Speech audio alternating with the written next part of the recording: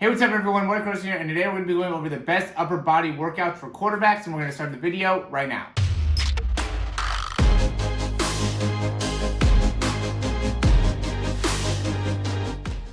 Alright, so this is something that I'm asked a lot, is what is some of the best workout routines or, upper body workouts to do in order to improve your overall range of motion and shoulder strength, upper body strength. And so today I thought I would just go ahead and make a quick video to be able to explain exactly what are going to be the top exercises for you to do. As always, if you like the information, click that thumbs up down below. That really helps us out a ton and really gives me the motivation and capability to continue to do these videos for you. Also, subscribe to the channel if you want to continue to get more great content about quarterbacks and how you can improve. And then if you have any questions, recommendations, anything like that, leave those down below. So we'll go ahead and hop into the video here for the exercises. The first thing is going to be the push press here, and you can see with the bar, I'm just going to go and squat into the movement, and then from there I'm pushing up overhead, catching it in the same type of position we're going to be in when we're throwing the football. You obviously have maybe a little bit more rotation within the hips there, but you want to make sure to really catch that in a position where you're nice and strong, lower it back down. This is a great exercise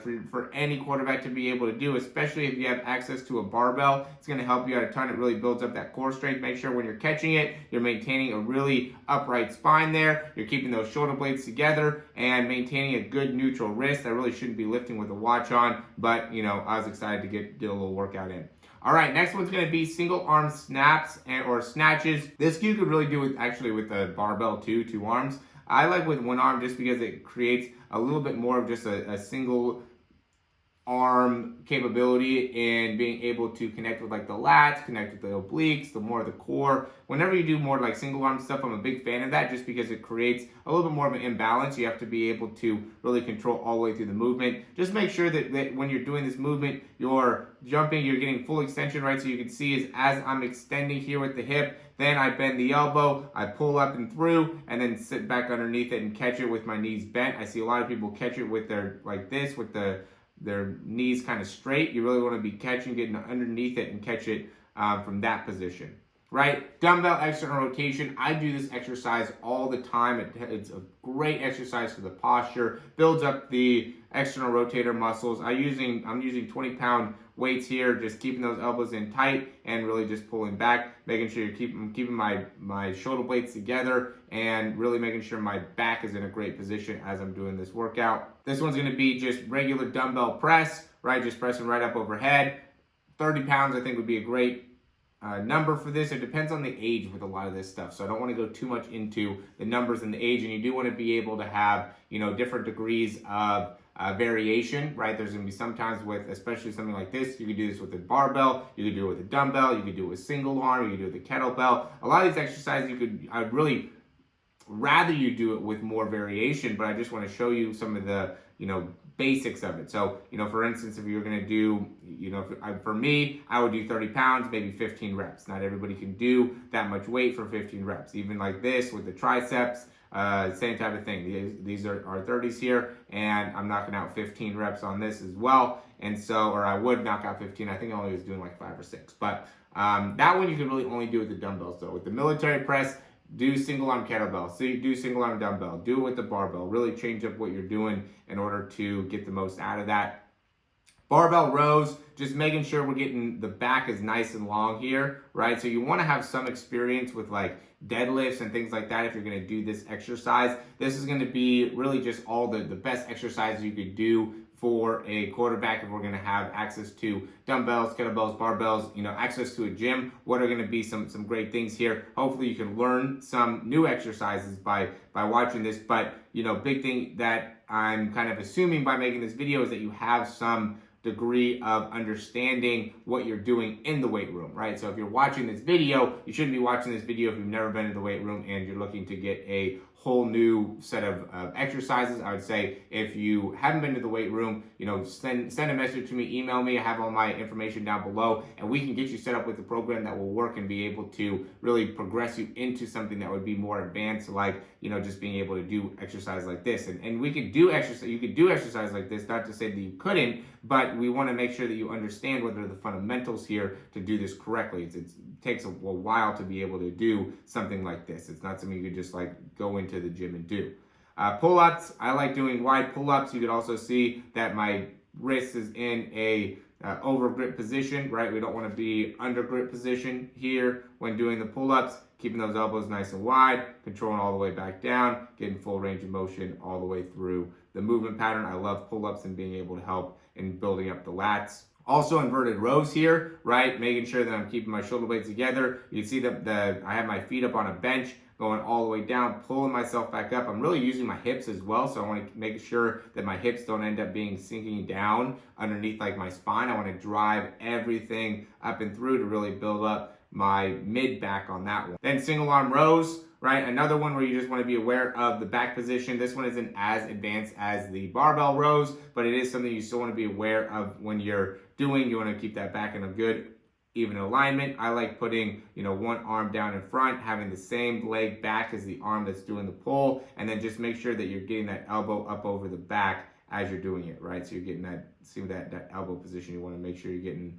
full range of motion on that movement pattern. Now we'll go into bench press. I think that if we're going to do any type of shoulder exercise or pec exercise, I think the single arm option is going to be the better option, right? The big thing here is just making sure we're keeping the wrist in a good neutral position. We want to be here as we're doing through it. We don't want to be bending too much in the wrist. You could obviously do this with a barbell as well. You could do it with 2 dumbbells as well. Again, variation is not bad. I like variation. We just want to be able to, again, what would be the best option? Best option to me, single arm dumbbell press.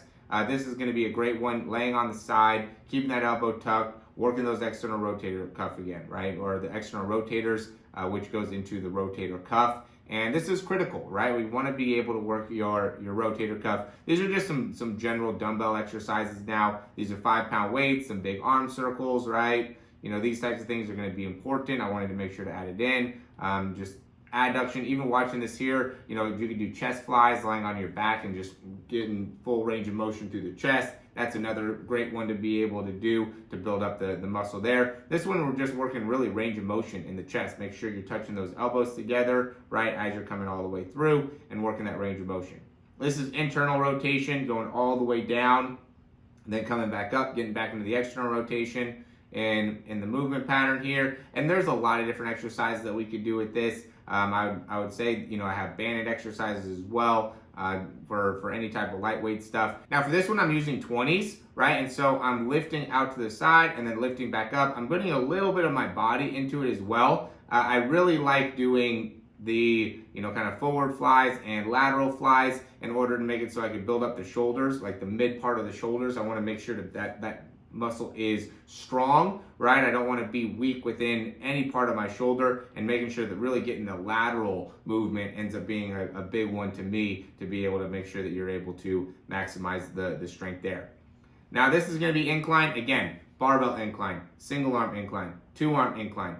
Have variation. You don't want to be stuck. I'd say the biggest thing in being able to, program here is you don't want to be stuck in just doing one thing. That's what I like to do. Why I love the programming is I'm always adding different movements within what you're doing. So you're not always stuck within, a certain limited range of motion, or, not getting a plateau in terms of your weight or anything like that. It's always wants to be, how can we build? How can we get better? How can we get stronger? How can we get more powerful? How can we get more range of motion? And in order to do that, we have to create variations within the programming. And that's why, being able to do single arm incline is going to be important, as well as 2-arm incline, as well as barbell incline. Barbell incline, we're going to be getting more weight, right? Single arm incline, we're going to be getting more of an individual muscle that has to be able to stabilize, a little bit more balance. 2-arm dumbbell incline, we're going to be getting a little bit more of like definition. We're trying to build up the individual muscle at that point. So, the barbell is more for just pure strength, and the, dumbbell is a little bit more for like a sculpting type of effect. And I know we don't necessarily need a ton of sculpting as quarterbacks, but it is still good to be able to also stabilize and also get bigger. There's some guys that simply need to get bigger as quarterbacks, and that's why, that's another reason why to make this video. We have to be able to add more weight onto the bar, onto the dumbbell, onto the kettlebell, and by being able to add more weight, that makes it so you're going to be a bigger person, right? They're the guys that are, lifting the most amount of weight are usually also the biggest guys. There's sometimes where that's not always the case, but for the most part, if you're a strong person, you're also going to be able to put on weight, put on mass, right? And if you're not, then we got to really go into your diet and be able to really break that down. But most guys that are struggling with getting more size are also, not as strong in the weight room. So we want to be able to really focus on some exercises that will help you out. These you can see are single arm presses here, landmine, right? So you can see how I have the bar set up, just going through the single arm press. This is great to be able to control through the lat,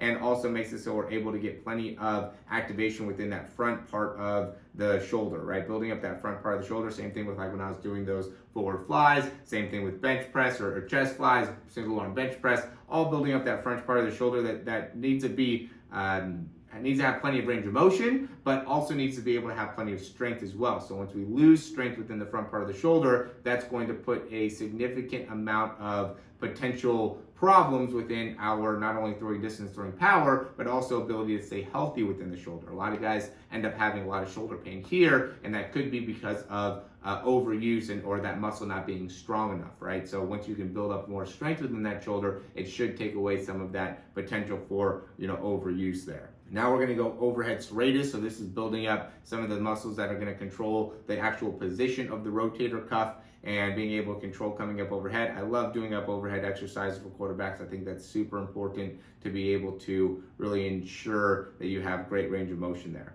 All right, so those were 15 exercises that I think should be in every quarterback's lifting routine in order to improve in every part of the shoulder, to not only improve the range of motion, but also to improve the strength and also to improve the power. And so hopefully this ends up being a beneficial video for you. If you liked it, again, click that thumbs up. It is free to do, and it really helps us out a ton. Subscribe to the channel if you want to get more great videos like this, breakdowns, anything like that. I do highly recommend, as always, you guys check out the customized programming down below. I think it's a great option to be able to, really utilize the weight room that much better. I am making this video for anybody that can't afford that and needs to be able to get free access, so you could do it, but it's always better to have a program. I did go to school to be able to program and write out specific exercises to help you in the right types of progressions as you're going through an off season, mid season, during your season, whatever the case may be. We want to be able to have a certain type of exercise and workload based off of what type of the season you are actually in, and also based off of what it is that you're trying to work on, right? So there's some guys that will